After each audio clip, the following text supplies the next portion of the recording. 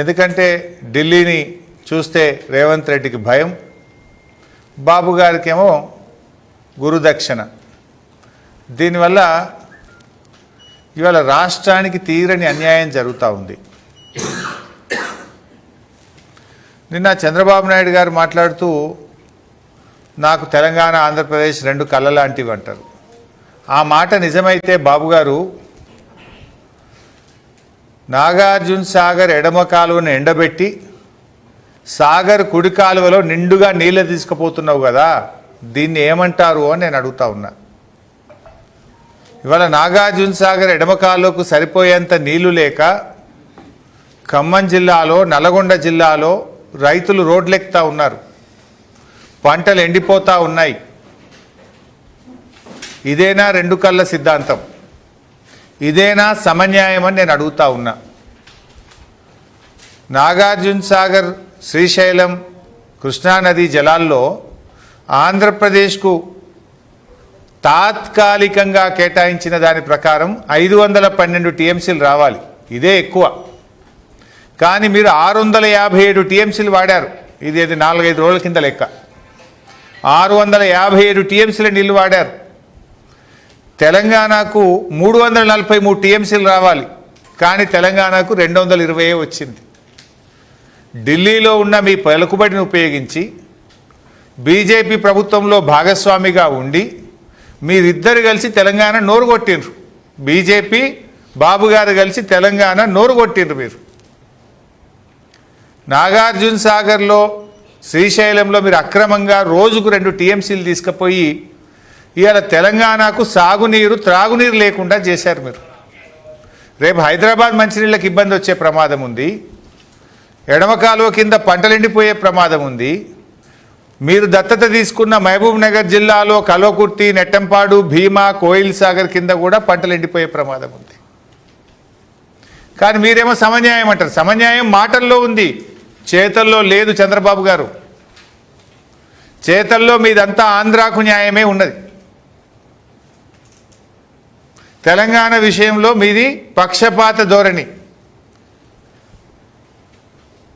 ఇలా కృష్ణా నదీ జలాల్లో మీరు అధికంగా నీళ్లు తీసుకుపోయి తెలంగాణకు అన్యాయం చేసింది నిజం కాదా అని నేను సూటిగా అడుగుతా ఉన్నా.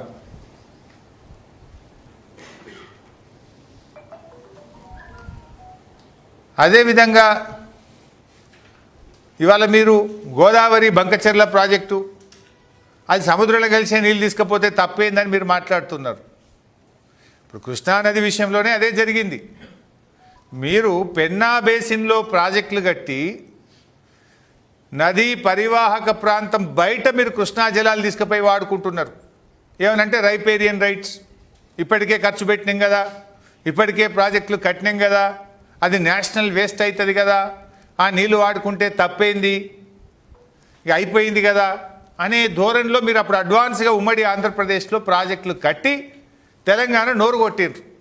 కృష్ణానదిలో అత్యధిక పరివాహక ప్రాంతం కలిగిన ప్రాంతం తెలంగాణ. కానీ ఉల్టా 75 ఆంధ్రాకి పోతే 25 తెలంగాణకు వస్తున్నాయి. ఉద్యమాలు పుట్టే దాంట్లో నుంచి. ఇలా గోదావరి విషయంలో కూడా మీరు అదే ప్రయత్నానికి తెరలేపుతున్నారు.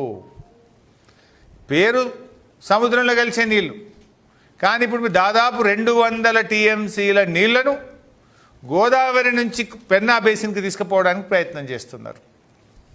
దీన్ని మేము చాలా తీవ్రంగా వ్యతిరేకిస్తూ ఉన్నాం. ఎందుకంటే అప్పటి బచావత్ ట్రిబ్యునల్ గోదావరిలో మొత్తం 1480 టీఎంసీలను ఉమ్మడి ఆంధ్రప్రదేశ్కు కేటాయించింది. ఉమ్మడి ఆంధ్రప్రదేశ్లో అప్పటి ప్రభుత్వాలు ఇచ్చిన జీవోల ప్రకారమే 968 టీఎంసీలు తెలంగాణకు వివిధ జీవోల ద్వారా కేటాయించారు.